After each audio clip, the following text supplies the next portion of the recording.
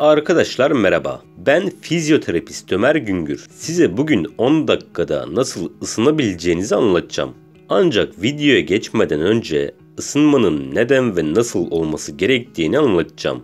Hepimiz ısınmanın önemli olduğunu biliyoruz veya duymuşuzdur. Fakat ne yazık ki çoğumuz antrenman öncesi ısınmanın neden yapılması gerektiğini bilmiyoruz. Ki bu sayede antrenmandan önce ısınmayı es geçmeyelim. Şimdi öncelikle ısınma antrenmandan önce mental olarak hazırlanmamızı sağlar. Eğer zor bir antrenman olacaksa bedenin de zihnin de buna hazır olması gerekir. Isınma süresince buna hazırlanabilirsiniz. Isınmadan direkt şekilde antrenmana geçtiğiniz zaman sakatlanma riski çok yüksek. Peki ama neden? Eğer ağır bench press yapacaksanız örneğin kürek kemiklerinizin stabil olması, göğüs ve kanat kaslarınızın ise esnek olması gerekir.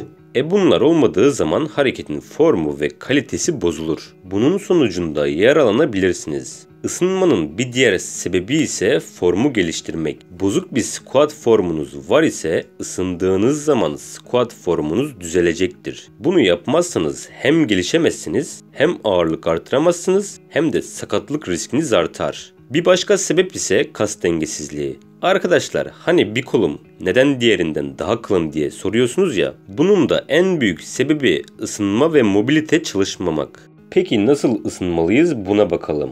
Arkadaşlar aslında nasıl ki antrenmanlar kişiye özel ise antrenman öncesi ısınma da kişiye özel olmalı. Çünkü herkesin farklı postürü, farklı kas gerginlikleri, farklı stabilite sorunları var. Ancak sizin bunları kendi başınıza tespit edip düzeltmeniz zor.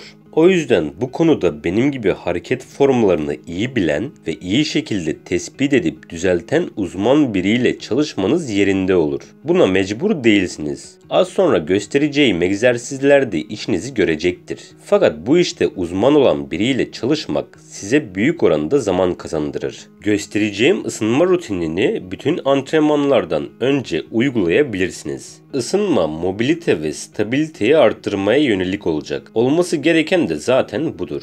Bir de antrenman öncesi sadece düşük ağırlıkla ısınmak yeterlidir diyen bir güruh var. Bu son derece yanlış bir yaklaşım. Eğer atıyorum 150 kilo squat yapacaksak birden 150 kilonun altına girmiyoruz zaten. Ağırlığı kademeli arttırarak gitmeliyiz. Yani düşük ağırlıkla ısınmayı zaten yapacağız. Ancak mobilite ve stabiliteyi de es geçmemeliyiz. Şimdi beraber ısınalım. İlk hareketimizi bu şekilde yapıyoruz. Bu hareket kalça fleksör kasları, arka bacak kaslarını, kasık kaslarını ve ayak bileği kaslarını iyice esnetmeyi sağlar.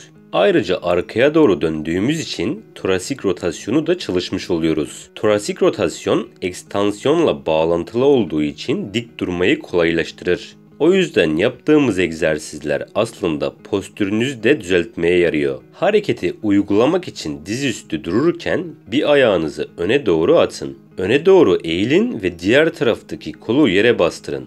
Ve yerdeki bacağın olduğu tarafa doğru kolunuzu döndürün. Burada dönebildiğiniz son noktaya kadar dönmelisiniz. Bir tarafı 10 defa yaptıktan sonra diğer tarafı da 10 defa yapın ve diğer egzersize geçin. İkinci egzersizimizi ise ayak bileği mobilitesini arttırmak için yapacağız. Ayak bileği mobilitesi alt vücudu çalıştırdığınız bütün hareketlerde önem teşkil ediyor. Çünkü çoğu kişide ayak bileği mobilitesi kısıtlı ve kısıtlı olması çoğunlukla diz ağrısına sebep olur. Ayak bileğini esnetmek için elinize 10 kilogramlık bir ağırlık alın ve çömelin. Çömeldikten sonra dirseklerinizi dizlerinizin üstüne koyun. Bu noktada önce solunuza ağırlık verip dizinizi aşağı doğru bastırın. 10 saniye bekleyin. Gevşeyin, sonra sağ tarafı 10 saniye boyunca esnetin. Esnetme sırasında ayak bileğinizin arka tarafında bir gerilme hissetmelisiniz. Dikkat etmeniz gereken şey ise topuğu kaldırmamak. Her iki tarafı 3 set 10 saniye esnetmeniz yeterli. Üçüncü egzersiz latissimus dorsi yani kanat kaslarını esnetmek. Arkadaşlar sağlıklı bir antrenman için kolumuzu 180 derece kaldırabilmemiz lazım. Ancak çoğu kişi bu açıyı tamamlayamaz. Buna sebep olan şey ise kanat kasının gerginleşmesidir. Kanat kasları kolları 180 derece kaldırmayı engeller. Genelde 150-160 derece kadar kaldırmak kolaydır. 150 dereceden sonrası için ise kanat kaslarını esnetmek gerekiyor. Bu kasları esnetmek için bench sehpasına dirseklerinizi koyun. Dirseklerinizi koyduktan sonra bacaklarınızı biraz geriye doğru alıp kendinizi aşağı doğru bastırın. Kanat kaslarınızın esnediğini hissettiğiniz anda 20 saniye boyunca o pozisyonda bekleyin. Bunu 3 set şeklinde yapın. Bir sonraki ısınma egzersizimizi bir pilates bandı, havlu, ip artık ne varsa onunla uygulayabilirsiniz. Bu egzersiz göğüs, ön omuz kaslarını ve biceps kasını esnetmeye yarıyor. Bandı elinize alın. Geniş veya dar tutmanız size bağlı. Bu egzersizi ilk defa yapacaksanız bir miktar geniş tutmanızı öneririm. Band elinizdeyken kürek kemiklerinizi önce birbirine doğru çekin, sonra aşağı doğru bastırın. Dirsekleri bükmeden kollarınızı baş üstünden arkaya doğru çevirin. Bu hareketi hızlı şekilde 30 kez yapmanız yerinde olacaktır. Eğer omuzlarınız düşükse bu egzersizi günde 3 defa yapmanızı öneririm.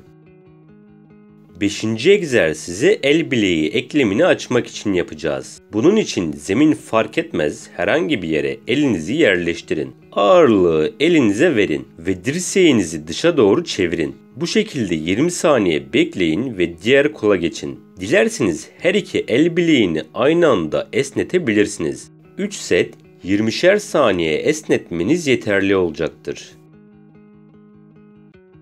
Bir sonraki hareketi bir pilates bandı ile yapacağız. Eğer pilates bandınız yoksa korkmayın. Ağırlıkla uygulayabileceğiniz alternatifini göstereceğim. Bu hareketi stabilizasyonu arttırmak için yapacağız. Yani şunu demek istiyorum. Dengesiz kuvvetler yaralanmaya sebep olabilir. Omuz eklemi için konuşacak olursak humerus başının akromiyonda durması gerekir. Yapacağımız egzersiz de tam olarak bu işe yarıyor. Genelde orta alt trapez ve rotator kaf güçsüzlüğü stabilitenin bozulmasına yol açar. Bunları güçlendirmek için bir adet pilates bandını herhangi bir yere bağlayın. Bir ayağınız önde olacak şekilde dizüstü durun. Band ile önce row, sonra rotasyon, en son pres yapın. Row orta trapezi, rotasyon rotator kafı, pres ise alt trapezi çalıştırır. Bu hareketi her iki kol için 10'ar tekrar yapın. Peki bu hareket pilates bandsız nasıl yapılabilir? Elinize 1-2 kilogramlık ağırlık alın. Sakın daha fazla ağırlık alayım demeyin, yapamazsınız. Bench sehpasına yüzüstü yatın. Elinizi sarkıtın ve aynı şekilde önce row, sonra rotasyon, en sonunda ise pres yapın. Şimdiki egzersizimiz yine bir stabilizasyon egzersizi. Bu egzersizde omurga stabilizasyonu için çalışacağız. Arkadaşlar, squat ya da deadlift yaparken omurganın stabilitesi çok önemli. Omurganın herhangi bir yerinde bükülme olmamalı. Tamamen düz olmalı. Bunun için Bird Dog egzersizi güzel bir seçenek. Emekleme pozisyonuna gelin. Önce sağ bacak sol kolunuzu, daha sonra sol bacak ve sağ kolunuzu kaldırın. Bu sırada omurganın düz kalmasına özen gösterin. Belinizde çukur oluşmaması gerek. Kol ve bacağı kaldırmadan önce derin bir nefes alıp nefesi tutun. Kol ve bacağı indirdikten sonra ise nefesi verin. Bu hareketi 15'er kez yapın. Son egzersizimiz ise kalça stabilizasyonu ile ilgili. Kalça stabilizasyonu doğrudan diz stabilizasyonu ile ilgili olduğu için önemli. Örneğin squat sırasında dizin aynı hat boyunca stabil kalması gerekir. Kalça stabilizasyonu iyi değilse diz içe doğru döner ve sonuçta diz ağrısı, menisküs yırtığı, kıkırdak aşınması gibi durumlarla karşılaşabilirsiniz. Bunun için bir pilates bandına ihtiyacımız var.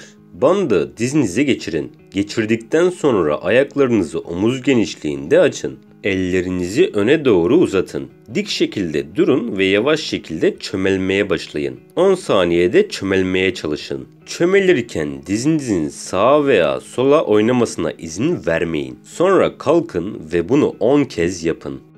Arkadaşlar, ısınma için söyleyeceklerim buraya kadardı. Son bir şey daha. Eğer ağır girecekseniz ağırlığı kademeli olarak arttırın. Yani 100 kilo bench girecekseniz 40, 60, 80, 100 kilo şeklinde ısınma setleriniz olsun. Daha fazlası için beni Instagram'dan takip edebilirsiniz.